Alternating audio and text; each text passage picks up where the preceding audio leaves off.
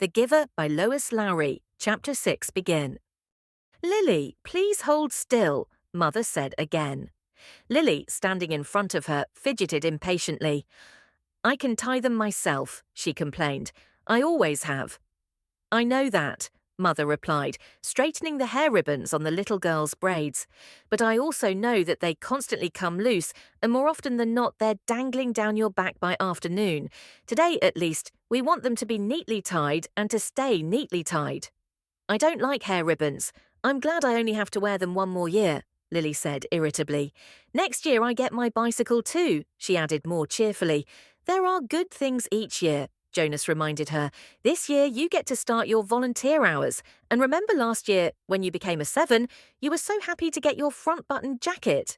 The little girl nodded and looked down at herself, at the jacket with its row of large buttons that designated her as a 7. 4s, 5s, and 6s all wore jackets that fastened down the back so that they would have to help each other dress and would learn interdependence. The front button jacket was the first sign of independence, the first very visible symbol of growing up. The bicycle at 9 would be the powerful emblem of moving gradually out into the community, away from the protective family unit. Lily grinned and wriggled away from her mother. And this year you get your assignment, she said to Jonas in an excited voice. I hope you get pilot and that you take me flying. Sure I will, said Jonas. And I'll get a special little parachute that just fits you, and I'll take you up to, maybe 20,000 feet and open the door and… Jonas, Mother warned. I was only joking, Jonas groaned. I don't want pilot anyway. If I get pilot, I'll put in an appeal. Come on, Mother said. She gave Lily's ribbons a final tug. Jonas, are you ready? Did you take your pill? I want to get a good seat in the auditorium. She prodded Lily to the front door and Jonas followed. It was a short ride to the auditorium, Lily waving to her friends from her seat on the back of Mother's bicycle. Jonas stowed his bicycle beside Mother's and made his way through the throng to find his group. The entire community attended the ceremony each year. For the parents, it meant 2 days' holiday from work. They sat together in the huge hall. Children sat with their groups until they went, one by one, to the stage. Father, though, would not join Mother in the audience right away. For the earlier ceremony, the naming, the nurturers brought the new children to the stage. Jonas, from his place in the balcony with the 11s, searched the auditorium for a glimpse of Father. It wasn't at all hard to spot the nurturers section at the front. Coming from it were the wails and howls of the new children who sat squirming on the nurturers' laps. At every other public ceremony, the audience was silent and attentive. But once a year, they all smiled indulgently at the commotion from the little ones waiting to receive their names and families. Jonas finally caught his father's eye and waved. Father grinned and waved back, then held up the hand of the new child on his lap, making it wave too. It wasn't Gabriel. Gabe was back at the nurturing centre today, being cared for by the night crew. He had been given an unusual and special reprieve from the committee and granted an additional year of nurturing before his naming and placement. Father had gone before the committee with a plea on behalf of Gabriel, who had not yet gained the weight appropriate to his days of life, nor begun to sleep soundly enough at night to be placed with his family unit.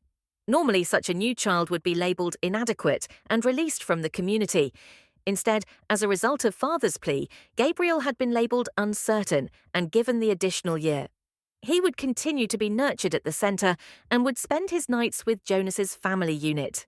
Each family member, including Lily, had been required to sign a pledge that they would not become attached to this little temporary guest, and that they would relinquish him without protest or appeal when he was assigned to his own family unit at next year's ceremony.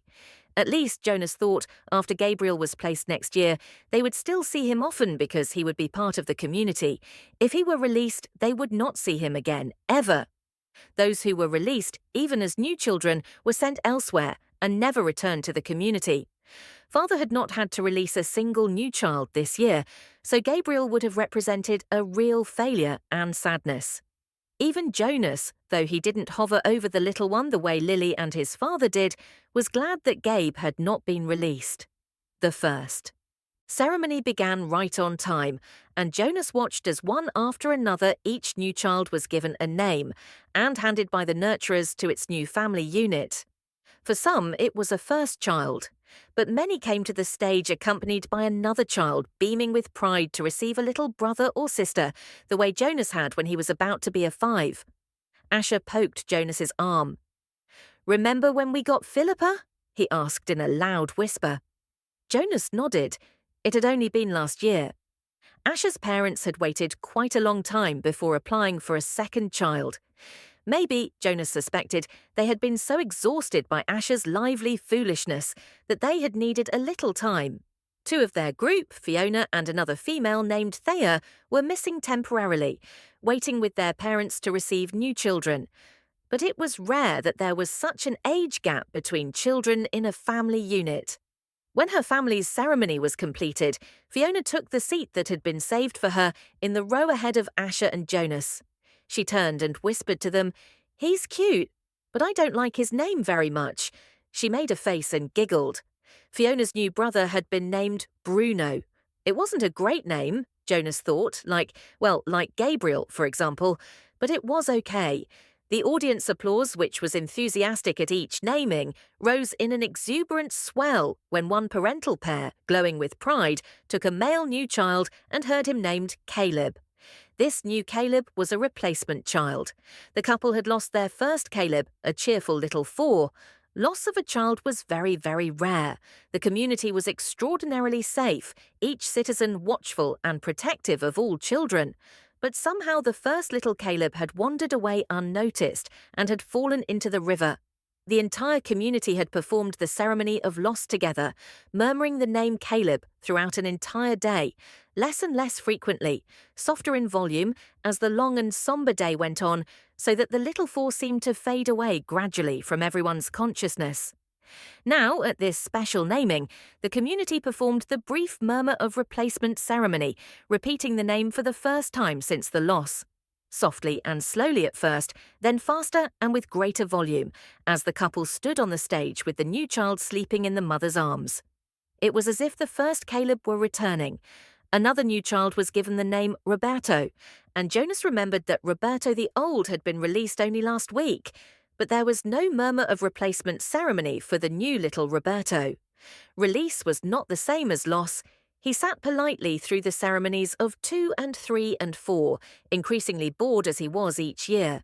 Then a break for midday meal, served outdoors, and back again to the seats for the 5s, 6s, 7s, and finally, last of the first day's ceremonies, the 8s.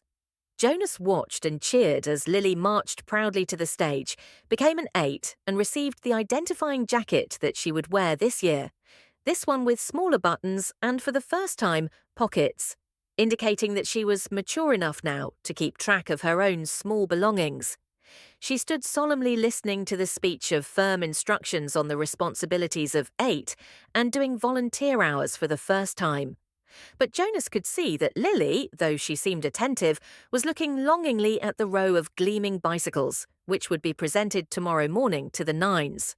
Next year, Lily Billy, Jonas thought. It was an exhausting day, and even Gabriel, retrieved in his basket from the nurturing centre, slept soundly that night. Finally, it was the morning of the ceremony of 12. Now Father sat beside Mother in the audience. Jonas could see them applauding dutifully as the 9s, one by one, wheeled their new bicycles, each with its gleaming name tag attached to the back, from the stage. He knew that his parents cringed a little, as he did, when Fritz, who lived in the dwelling next door to theirs, received his bike and almost immediately bumped into the podium with it. Fritz was a very awkward child who had been summoned for chastisement again and again. His transgressions were small ones, always: shoes on the wrong feet, schoolwork misplaced, failure to study adequately for a quiz. But each such error reflected negatively on his parents' guidance and infringed on the community's sense of order and success. Jonas and his family had not been looking forward to Fritz's bicycle, which they realized would probably too often be dropped on the front walk instead of wheeled neatly into its port.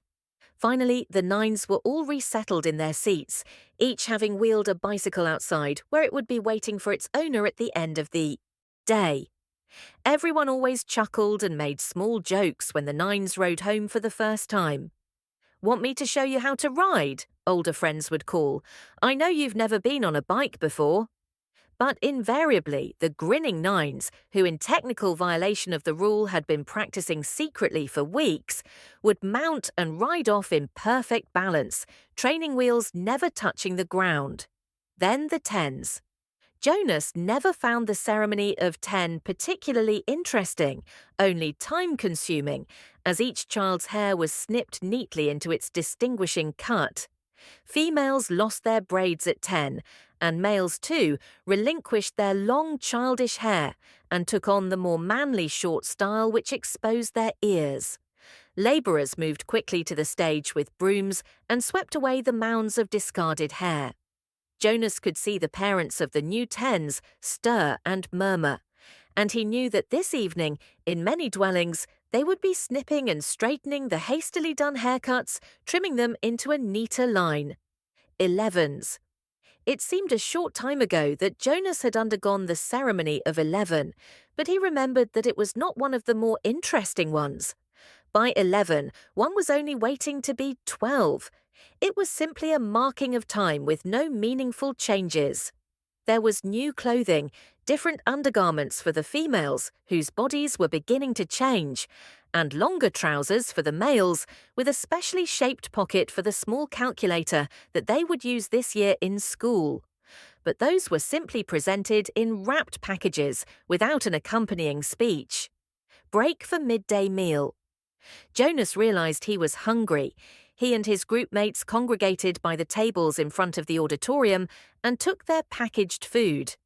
Yesterday there had been merriment at lunch, a lot of teasing and energy. But today the group stood anxiously, separate from the other children.